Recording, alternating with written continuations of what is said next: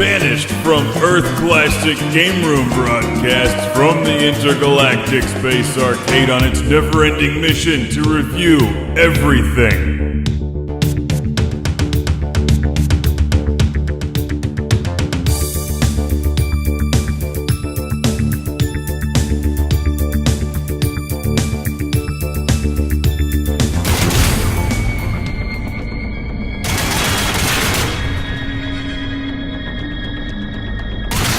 Welcome to Classic Game Room, where I've got the review of Lost Planet 3, but you know what game I was really looking forward to? Lost and Found Planet. Just think about how much fun that would be, an entire planet filled with used socks. It would smell awful. Lost and Found Planet. I think Capcom needs to get on that. That sounds like a great idea to me. But this is Lost Planet 3. As in, the third one. Now, did you like the second one? Raise your hand. Come on, somebody raise your hand. Anyone? Okay, look, good news. This is better than the second one. It's a lot different.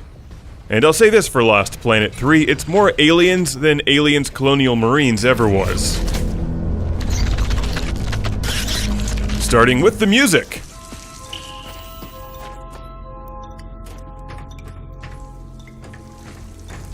And the face huggers.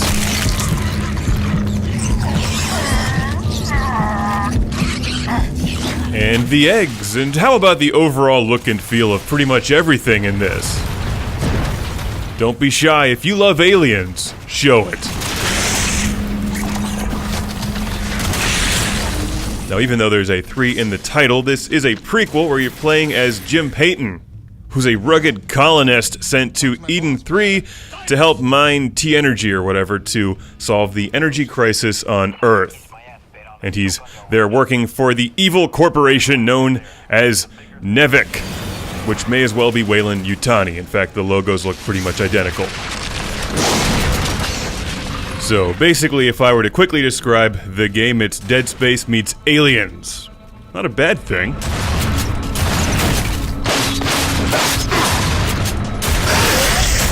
The thing is, I like Aliens, and I like Dead Space.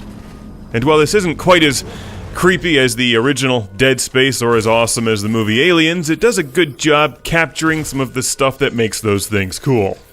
And then mixing it with a bunch of other stuff lifted from Resident Evil and games like Fallout 3.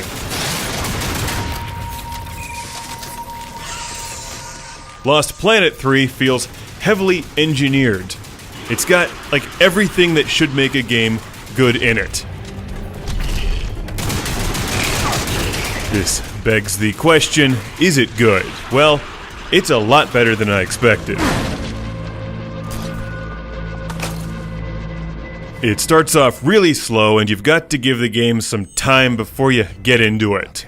After a while, you'll see that you can play through the storyline, or do a bunch of side missions and try to level up Jim's armory, and giant walking lumbering slower than molasses mech. Pardon me. Comfortable?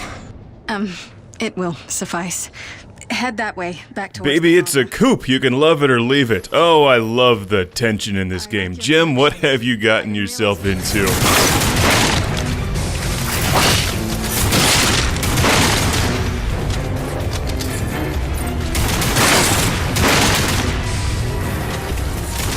The game's strengths are good action, decent storytelling, excellent music and atmosphere, and the acting's pretty good too.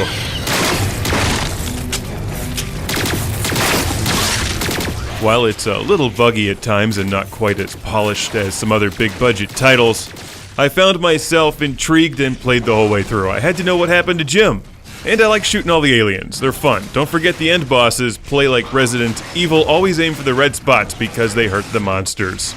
We're watching the Xbox 360 version. This is also available on PlayStation 3 and PC. There's even multiplayer.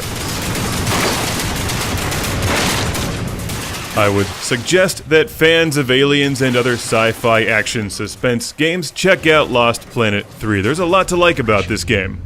Put it under paramilitary command. I hate lying to the men, Jim, but it's for their own good. Thanks to this game, the series may have some more life left in it, but I'd like to see what these developers could do with the actual Aliens license next time. I like your collections. Oh, and hey, Jim, how's that bumpy ride treating you there? Is it awkward? I'll bet it's awkward. Who is she? Oh, that's my wife, Grace. Whoops. Yeah, hey, just hit play on the 8-track. I got some Barry White queued up. It's Lost Planet 3.